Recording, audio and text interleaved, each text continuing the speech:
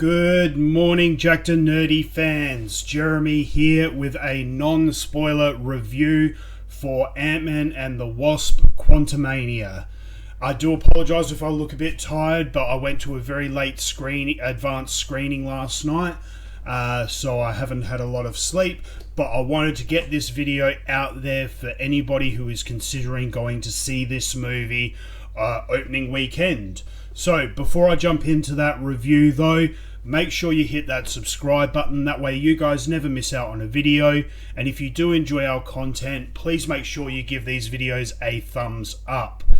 Also, just as a reminder, if you didn't know so already, we have officially launched this week our very own eBay store. So any and all items that you see in Mrs. Jackednnerdy's mystery box videos, all of those items will be going up on that eBay store, available for you guys to purchase. So the link will be in the description of this video, so make sure you head on over and check that out as well. We have new items going up every single week.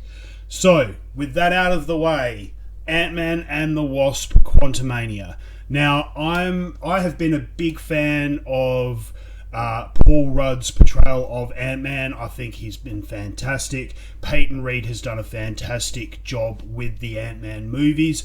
I absolutely love the very first Ant-Man movie.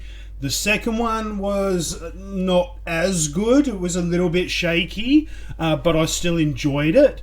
But I was very excited to see the third movie in the franchise, so to speak.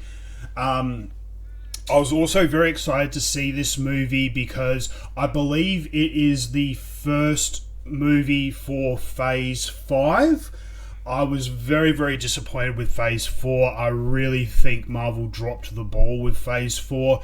It felt very disjointed. I did not enjoy the movies or the TV shows nowhere near as much as I should have. I really feel that Phase 4 fell extremely short in terms of the quality that we have come to expect from Marvel. Don't get me wrong, I still enjoyed a lot of the films, like Doctor Strange and the Multiverse of Madness I enjoyed. Wakanda Forever I enjoyed. However, I did feel that they didn't quite hit the mark and I felt a little bit let down. But I still, have faith in Kevin Feige. I'm a big fan, big supporter of him and everything they do over there at Marvel. So obviously, Ant-Man and the Wasp: Quantumania being the first movie of Phase 5, I was very excited to see it. Also, this I heard rumors that this was going to kind of set up where things are going to be going moving into the future. One of the biggest problems with Phase 4 is that there was no clear direction. There was no setup to all the movies will lead up to this culmination. Like, Phase 1, or everything led up to the Avengers. There was no big bad at the end of Phase 4. There was no end goal, no end game, so there was no direction of Phase 4. So I heard rumours that this movie was going to set up how Phase 5 is going to move and where it's and kind of give a bit of an indication on where it's eventually going to end up and where it's going. So and that being said, I think they did do a fantastic job of setting that up. So if you don't know already, basically the main premise of Ant-Man and the Wasp, as set out by the trailers, so no spoilers here.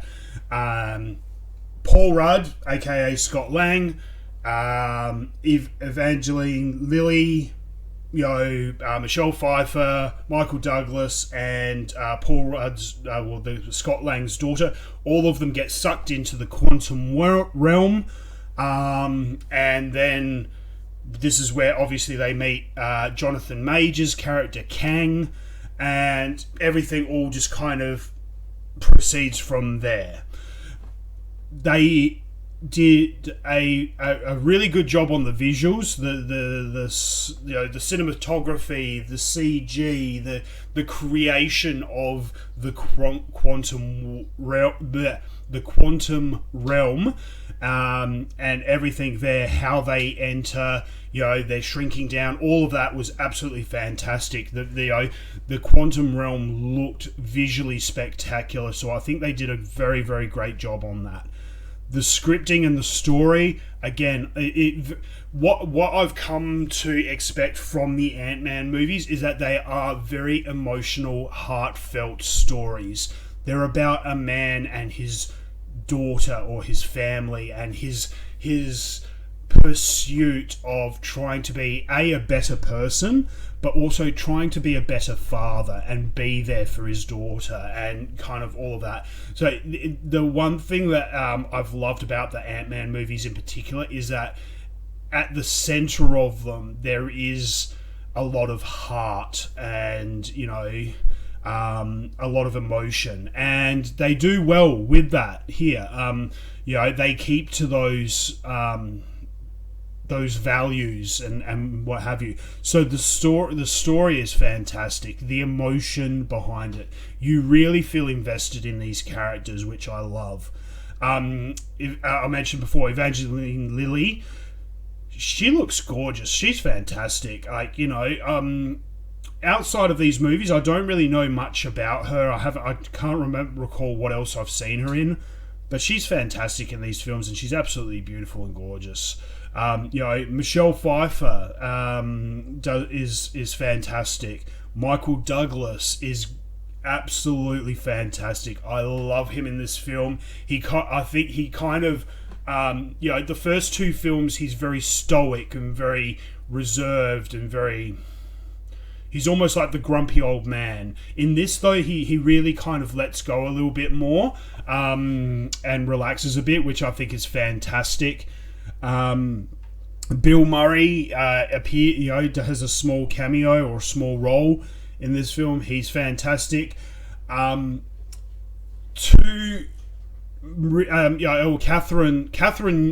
Newton, who plays Scott Lang's daughter.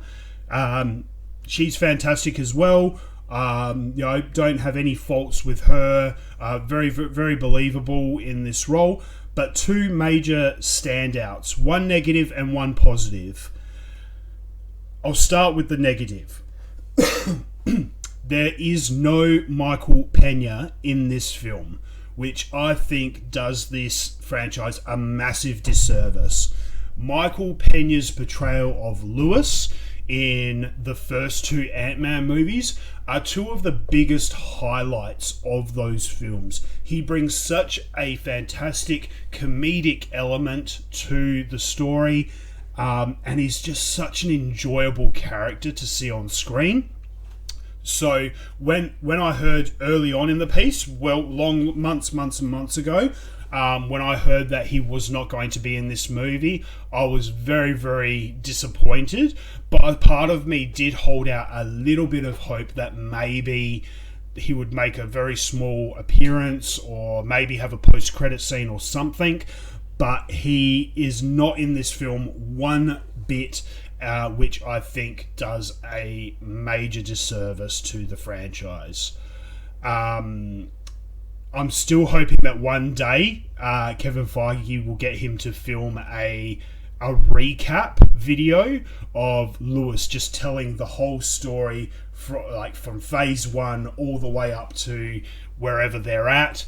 It just did his really funny kind of commentary and just do kind of like a previously on the Avengers and just do a full recap and of him telling the backstory. I think would be fantastic. So that was the negative in terms of the casting side of things. I felt there was a massive disservice not having Michael Pena in there. However, Jonathan Majors, who is absolutely blowing up at the moment. He's been on TV, he's been in film, he's got, Creed is coming out in a couple of weeks, which he's, obviously the main antagonist. he was in Loki. He was in The Watchmen, I believe. Watchmen. I can't remember, but regardless, he's in Devotion, which is on Netflix at the moment. He's just having an absolute explosion at the moment with his career, and rightfully so. He is absolutely fantastic as an actor, and him playing Kang the Conqueror is no different. He is just absolutely incredible, and I cannot wait to see the unfolding of Phase 5, because I think he is going to be, I think potentially, I think he can be better than Thanos, better than Loki, better than Ultron. I think he could be the greatest MCU villain to date, if they do this right. Fingers crossed. But from everything that I've seen so far, he absolutely has the potential to be the greatest MCU villain to date. I absolutely loved him in this. There are moments where you really do feel for him. He emotionally, he gets you hooked into him, and gets you believing that he's not a bad guy and that he's actually quite good. And then other times, he's just downright horrible, and you hate him. So Jonathan Majors is absolutely the highlight of this film. And I cannot wait to see more of him on the screen. I really, really can. So, story, visuals, casting. This film is absolutely fantastic. I thoroughly enjoyed it. I have to say, I enjoyed it more than basically everything that came out in Phase 4. I liked this film better than everything that came out in Phase 4, I'd have to say. I will definitely be watching it again. So, I would give it a good solid 75%, 80%. Personally, 7.5 to 8 out of 10. I thoroughly enjoyed this film, and from start to finish, things keep moving. There's never a time where you feel that it's slowing down or dragging. They don't take a long time to get into the thick of it.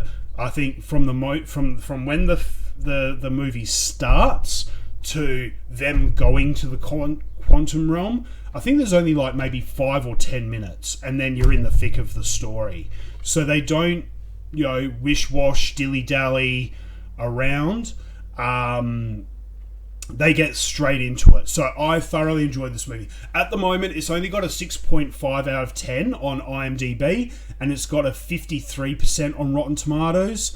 I really do not agree with those scores. I think it needs to be much, much higher. As I said, I'd give it a 7.5 to 8 out of 10, 75 to 80%.